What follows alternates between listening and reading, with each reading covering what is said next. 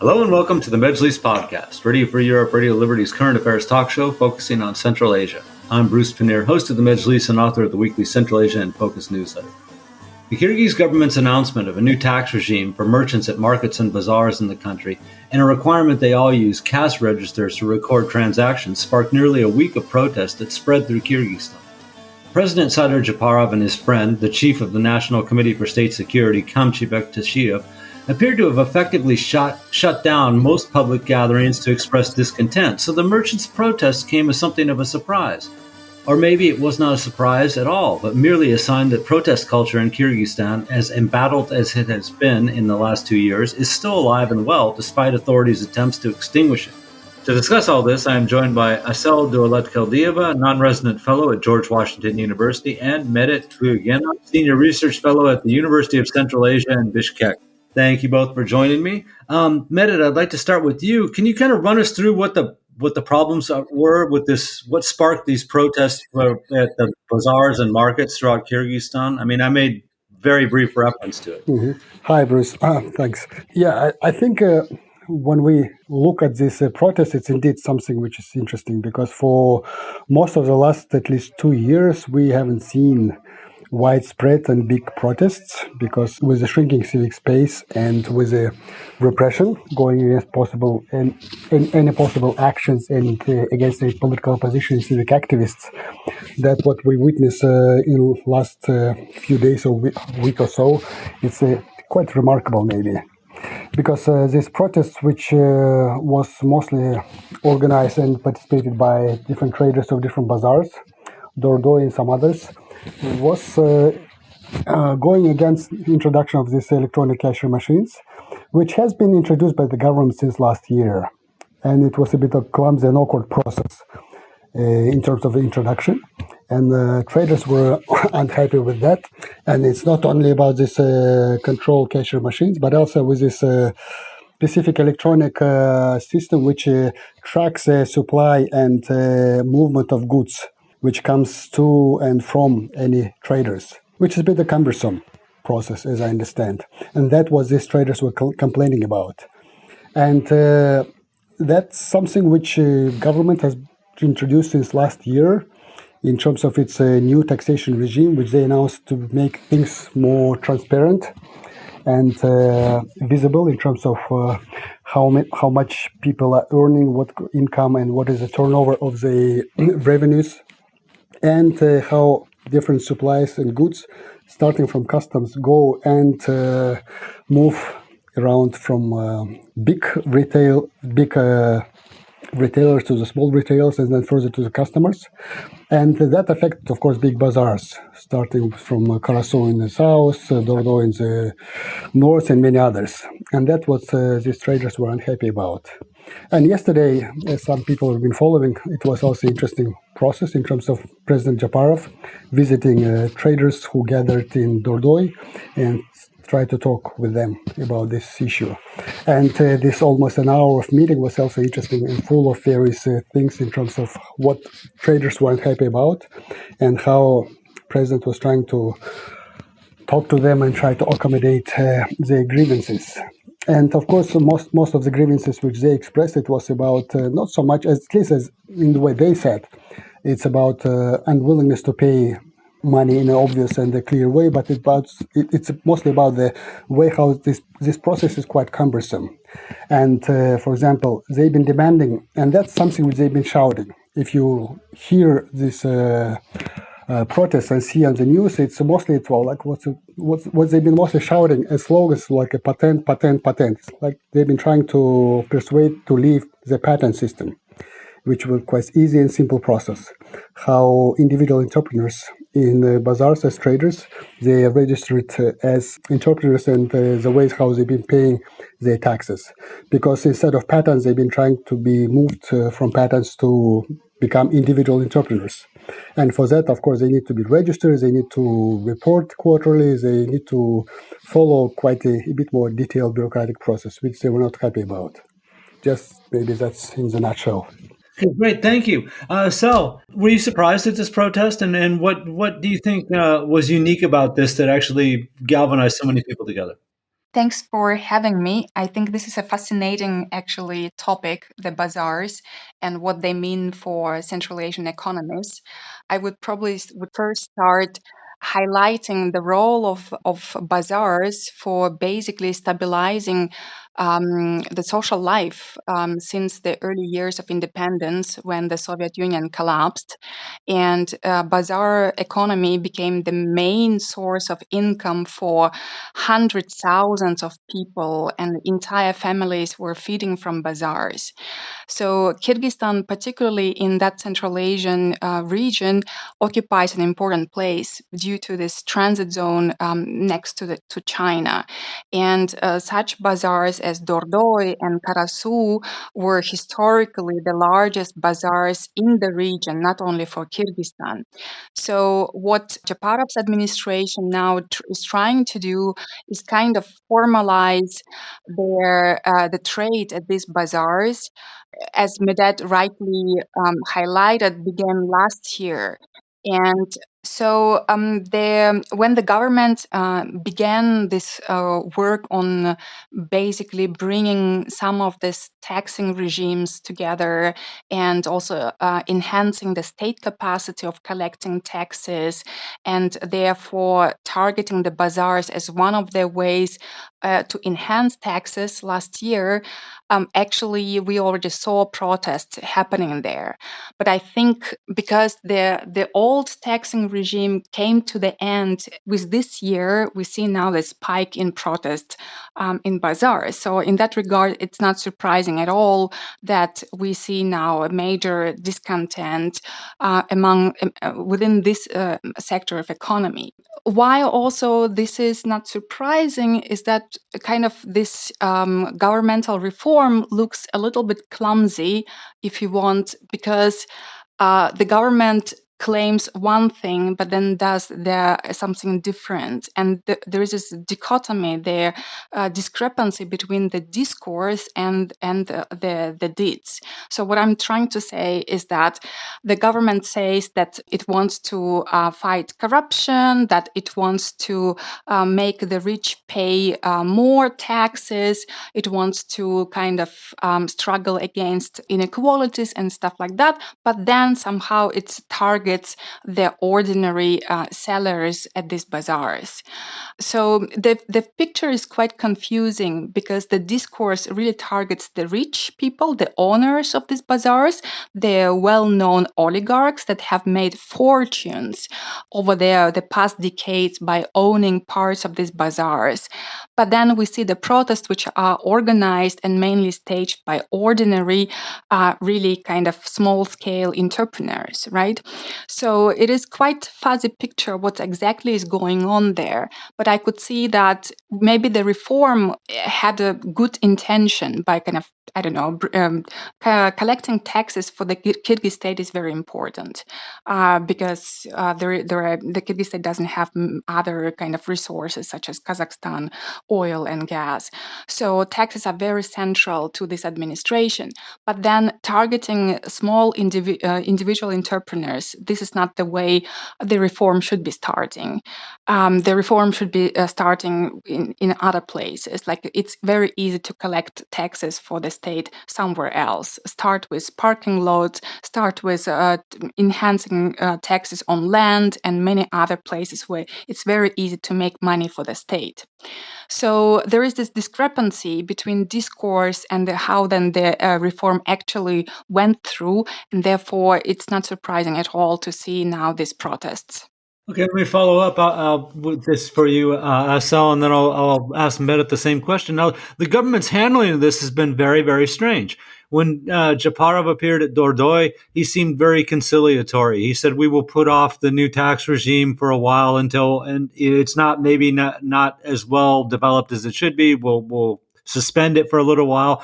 And then later he started to say, well, a lot of these protesters were paid off by somebody. And then he suggested maybe they would have to introduce external management on the markets and bazaars of Kyrgyzstan in the same way that they did over the Kumtor gold mine. Kamchibek Tashev was kind of the same way, where he was trying to say, we're only going after the rich people. We're actually on the side of the small merchant working in the bazaar. They seem to be trying to come up with a common narrative for what just happened here. Why was this so confusing? Why wasn't this clearer when they announced they were going to introduce the tax regime? They themselves seem to have very different versions of what these protests were all about and what needs to be done to address them. Absolutely, and that's why that's why for me, for the moment, this is quite a confusing picture. There are two discourses there. One discourse is that, okay, let's bring the rich to responsibility. Let's pay them more taxes. They have to give back society what they took. That's one discourse, and this populist discourse is not new, by the way. It's something that has been very central to the rise of Japarov to power in 2020, when he came himself on the wave of a popular revolution. Not to forget that, while now he's kind of really paranoid about another revolution to take place in Kyrgyzstan and is trying to repress any social movement, any discontent, as Medet highlighted before. So one discourse is about the rich, that we have to attain to social justice, and we have to fight against inequalities. And one way of doing that is to make the rich pay more. But then the reform targets, as we see now, the small merchants, right? And what then Sadir Japarov and Kamchibek Tashev announced later on by saying that if these protests do not stop, we're just gonna introduce the external management. For me, it's a sign of basically that they're not managing this. They are afraid.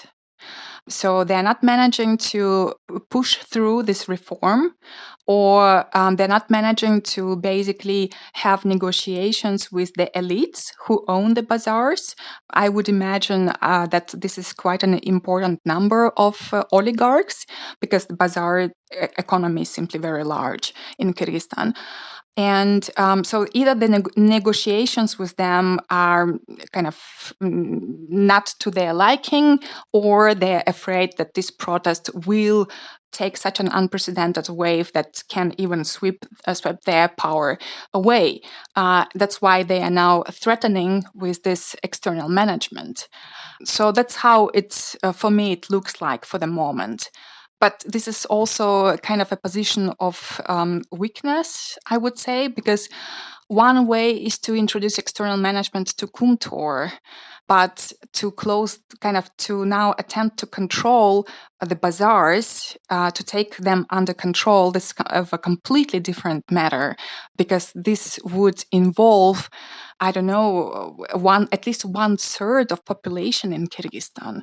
And that is quite risky. That is really potentially a quite significant political threat. Thank you. And Medet, same. I'd like to get your response to this too. I was thinking that also, that how can imposing external management over one project, the gold mine, is one thing. Imposing external management over the whole network of bazaars and markets is another.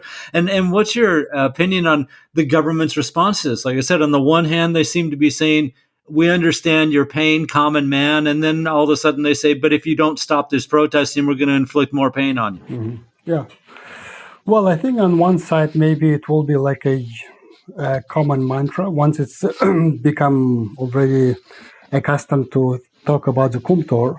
So why not to reintroduce the same formula maybe to another sector like bazaars? Of course, it may sound strange, but I would think that especially when President Japarov yesterday came to traders in Dordoy Bazaar and talked to them and mentioned about this external management. I think the overall rhetoric of President at that meeting in general, I think it was maybe going along these lines, which I already mentioned, lines which trying to highlight the populistic nature of the regime, because he was trying to maybe diffuse the blame and attribute the blame to the big owners of bazaars. And maybe that goes also together and resonates with what Tashev, I think yesterday, it was just recently, he mentioned about the same protest in bazaars and was naming just bluntly quite a number of names who are owning bazaars from Karasu to from Karasu to Dordoy, many other bazaars. And I think yesterday's Japarov's speech was trying to maybe diffuse attention from the government and try to say that, well, the blame attribution should go towards these big owners of bazaars. And in that sense, he was trying to sideline with protesters, saying that, well, maybe you are, and he was quite often sometimes referring to them as like a Karapayan Elis, like my Peru people, ordinary people, and in that sense, trying to separate them from those who own big chunks of bazaars, owning bazaars, and maybe owning all this in mass, these containers, who are then rented to these traders. So in that sense, he was trying to maybe sideline partially with these people, maybe trying to argue with them, and then trying to maybe dissuade them to take maybe any drastic actions, and trying to persuade them that the government is trying to take care of them. And I think it was on one side his move trying to show that, well, we understand as people, and maybe I'm personally as a not we as a government, but I personally as a president, I understand you pain as common people, and I also can blame the government. And he was accusing also the tax authorities that they're not doing enough their job. And in that sense, he was trying maybe to mitigate on one side the angriness of these people, on one side trying to show that he is with them, and in that sense trying to bolden his populistic regime. And maybe on the other side, maybe it also paves the way for further process of what we call here in Kyrgyzstan kustarizatsiya. It meaning that sometimes extortion of money from wealthy people in different ways. And maybe whatever is looming ahead, maybe it will be another way of trying to extort money from the big owners of bazaars. Just to follow up after this protest in different locations in trading places in bazaars like in Dordoy and some other places. So in that sense, maybe external management is a certain, maybe at least could be a signal to the big owners of bazaars to be accommodating to the government and trying to deal with, to whatever extent they control, with protesting mood and contentious mood of different traders within these bazaars. On the other side, maybe it's a forewarning signal that, well, something which may come further, it's another wave of extortion of money by the government from this another bunch of wealthy people who are owners of bazaars. A reminder, we're talking about the recent bazaar protests in Kyrgyzstan and what they say about protest culture in the country. And my guests are Medit Tleugenov, Senior Research Fellow at the University of Central Asia in Bishkek, and Asel Dualetko-Dieva, Non-Resident Fellow at George Washington University. Medit, let me get to you with this first. Were you kind of surprised? I mean, the fact that there were protests at all. The government has been pretty effective since the passing of the new constitution at really clamping down on any voices of discontent in the country. I mean, we know about the Kampirabad affair last year, and those people are still, most of those people are either under house arrest or still in jail. They're even going after people on the internet who criticize the government. It seemed to a lot of people, it seemed to me anyway, that maybe they'd been finally succeeded in stamping out protests, and yet we saw this. What do you think about that? Well, I think, yes, indeed. During these last 2 years, the government was able to clamp down on any possibility of dissent, especially when it comes to the protest-type activities, like marches and demonstrations and so forth. But not only, as you mentioned, it's any protest, even in social media, in internet, and in other possible ways.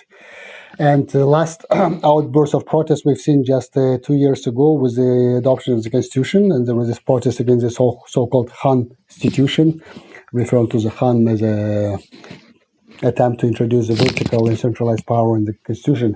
But since then, we didn't see any protests, and indeed the government was repressing quite heavily on protests. But seemingly, maybe the government didn't estimate properly the possibility of dissent and contention within the business sector of the society. With this clumsy, as we've been discussing with Asel before, it's clumsy efforts to introduce this new tax regimes and various other reforms, which has been hitting quite heavily many people, especially small and medium-sized enterprises. And I think on one side, the grievances of this group of people on one side grew up to such a high level that no fear of whatever process we're having now from the government stop them from protesting. On the other side, I think governments maybe understand that maybe, well, these are not necessarily so much political protests, but economic. Even though, as we've been discussing in our show today, there have been some references by President trying to highlight, well, that when he yesterday addressed to traders in Dordo Bazaar that you're protesting, but you're not knowing that you have been manipulating by third forces and those who are trying to organize another revolution, so forth and so forth. But it's I think it's just somehow custom rhetoric which has been developed by the government to refer by someone who is trying to overthrow the sitting government. But I think to some extent they may be coming to a senses to understand that they need to somehow accommodate the real interests of people. And these interests are not so much political, but social and economic. And in that sense, they have to listen to them. And to some extent, I was slightly maybe surprised to see yesterday President coming and visiting personally the protesting traders in Dordo Bazaar. But similarly, it was also on one side a sign to see and trying to accommodate people and to understand them, what is happening. On the other side, maybe it's, at least I was thinking in a jovial manner in my mind that maybe President himself, he is longing for his past contentious part of his biography when he was himself heading various rallies and talking from the central square to the government, to whom he was opposing at some point of time. But anyway, I think with these protests of traders, we're seeing something new which we haven't seen in the past years. Thank you. So I want to get your opinion on that too, especially since, obviously a lot of things have been building up. As mentioned, the government has been successful at keeping protests pretty much shut down in the country, but there's a lot of things that are going on in the country at the same time, and clearly that are rubbing people the wrong way. Simple and kind of ridiculous things like changing the flag, right? A lot of people were against the idea of changing the flag. Is this stuff building up? I mean, did that play any role, do you think, in the protests at the bazaars? That this is we're starting, the pot is starting to boil a little bit, and this was an issue that affected a lot of people, and so that's what caused a protest. Or do you think that this is a unique protest in the fact that it just simply was about bazaars and markets and affected a lot of people, and it really is divorced from politics entirely? Okay. There are two things. So indeed, the government has been successful in clamping down and really shrinking all kind of alternative places of alternative thinking and mobilizing. The government really managed to destroy opposition, whatever opposition existed before. It's constantly destroying independent mass media. It's attacking civil society and NGOs, and it's now even criminalizing people simply posting and reposting something on social media. So on the one hand, people are simply afraid, like regular people are afraid now to speak up. Second of all, there is still kind of discontent within other segments of society, like about, for example, this initiative to change the national flag, because that concerns really, really large amounts of people. And this touches upon questions of identity, sovereignty, citizen-states relationship. So it affects like really massive tons of people. So you can see still discontent happening on social media. People are speaking up about that. There was even a plan to rally against the change of national flag, but that was quickly demobilized by the government. And now you see the bazaars. So on the one hand, it is quite logical that small entrepreneurs they protest because the bazaar economy is their main income, right? But on the other hand, why this has been so successful, the protests, is because the bazaars are well organized. So it's not only about the grievances, because grievances, lots of people in Kyrgyzstan, lots of different sectors of society and economy have grievances, right? But bazaars are quite well organized comparatively to other sectors of societies who have grievances but cannot organize themselves into collective action. Bazaars have informal trade unions, they have self-organizations, and that's why they've been successful now, day by day, protesting and trying to negotiate with the government. And that's why the administration is so afraid of them. Unlike the opposition, which was very easy to dismantle, unlike civil societies who are well organized, but they are so demonized in the public discourses that they will not enjoy their larger social public support. The bazaars have this kind of quite good, efficient self organization, and that's why they represent a major social force. That's why I think the administration right now is scared about what to do next. That's why I think they allowed the largest bazaars like Dordo and Karasu not to follow the new tax regime. So there is a moratorium imposed on them. And that's why I think right now they are threatening the elites behind, because they think that these are the elites who are organizing people, which is, of course, another mistake that they do. It's not the elites who are organizing people, people organize themselves. This is really a major, significant social force. That's why I think these protests are quite particular and quite singular compared to other protests in Kyrgyzstan that took place recently. Okay, thank you. We're getting close to the end, so I'm going to give you both a chance to say the final word. But I'm curious if you could, in your final comments, if you could tell me, I've been talking to people for a couple of years now about Japarov's government, and everyone says that that they still are popular. That the majority of the people, whether you like the government or not, the majority of the people in Kyrgyzstan support the government. The bizarre protests. Do you see this as a sign that popularity is for that government is reduced, dwindling any? I'll start with you, Medit. Well, because these protests are still ongoing, it's been just recent. It's a bit difficult to say whether personal popularity of Japarov diminishes or not, because when someone watched his yesterday speech and interaction with traders in Dordo Bazaar, on one side he was trying to separate himself from the government, saying that, well, it's a government which has been doing in a clumsy way these reforms, and he himself is trying to be passionate and together with the people.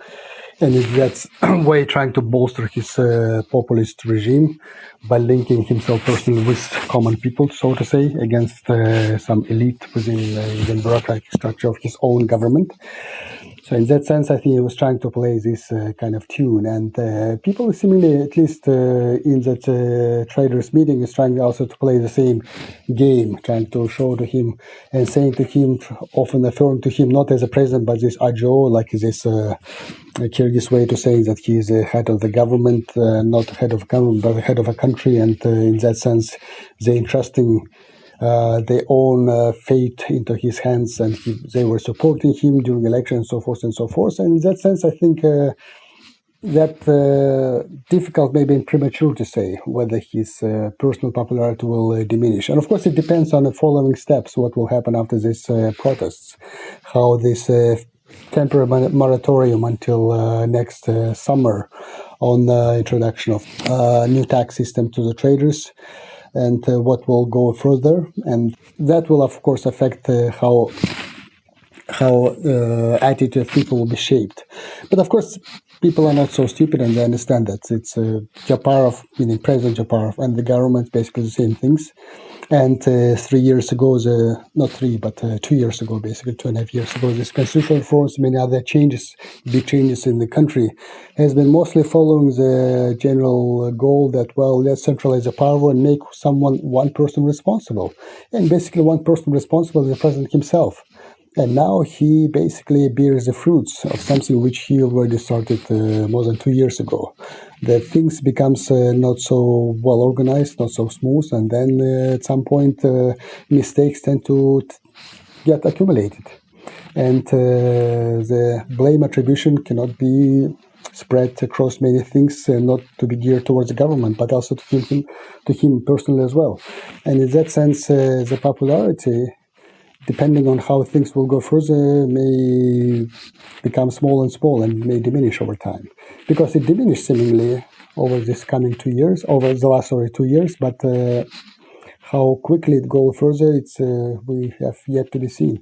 Because usually governments tend to accumulate mistakes, and many lucky things may turn out to be not so lucky in the coming future. So in that sense, what we witnessed in the few last days and last week, it's maybe one of these warning signs that the government and personally, President Japarov maybe will lose his image of impeccability in the eyes of many people who've been previously supporting him.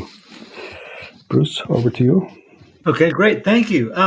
So then same thing for you. And Meta makes a good point here by reminding that when they were changing the Constitution and about to pass that, President Japarov himself said, I'm responsible and I'll answer for everything from now on. So it's kind of strange that he kind of tried to cast the blame over on the government. Do you see this as maybe a dent in his popularity going forward? Oh no, I actually just on the contrary think that he is extremely ingenious in exploiting populist messages to stay in power. In the beginning, when he came to power in 2020, I think, among many other local scholars who've been saying that there is an end to his populism, that they cannot endlessly play with populist messages. But with these years, I see that how creative this government is. Every time you think they make mistakes, but then they come up with something new. So just recently, it was this very moralistic struggle against prostitution, right? And kind of the government is ever creative, is inventing every time a new struggle to fight to. Kind of to distract the public attention away from the real problems. And every time there is a new topic which mobilizes public attention. So I would say that this populism is kind of quite creative, and every time there is a new topic that is brought up to society, on the one hand. On the other hand, I think the government is simply well equipped technically right now with the troll factories, right? This the fake machines that create fake news. If you look up just these days the news about these bazaars, the videos and the comments beneath the videos, which every time amounts to 1,000 comments, the majority of these comments, I'm pretty sure, are fake ones. They are paid, and they really kind of torpedo this protest. They basically blame the merchants as being irresponsible, as socially immoral, because they don't want to pay the taxes. They're trying to avoid taxes. They're not supporting the president in his fight against informal economy. So you can really see how this paid or fake comments, basically how they distort their public discourse and how they distort their reality. So, in that regard, the government is really controlling the discourse right now. And since there is no opposition, civil society and independent mass media are shrinking every day, there are no alternative meaning making. There is no alternative source of reality. So, I think quite large segments of population are living in these bubbles which basically repeat the governmental discourse, the mantra, the populist mantra, and plus the government is creating every day new enemies of society to fight. So first it was the rich people to fight. No, first it was Centera, Cumtor, but also rightly so. But then the rich people to fight. Now it was organized crime. Lately it was prostitution. Tomorrow it's going to be something new. So part of society is living in these bubbles, and I don't know when and how it will be possible to get out of these bubbles. So we're really living in this post-truth period, and Kyrgyzstan is a very good example of that. Okay, thank you. Unfortunately, we're out of time. But who knows? With the one thing about Kyrgyzstan is you can't take your eye off it for a second because something is always changing. So I'm sure I'm probably going to have you both back on the show pretty soon. But for now, thank you, Estelle, and thank you, Medit, for being on the program. And thank you, as always, to Nathan Shoemaker, our Medjlis podcast producer in Washington, D.C. And a reminder, you can subscribe to the Medjlis podcast or the Central Asian Focus newsletter by visiting Radio Free Europe, Radio Liberty's website at rfal.org. Thank you much, and we'll be back next week. Bye-bye.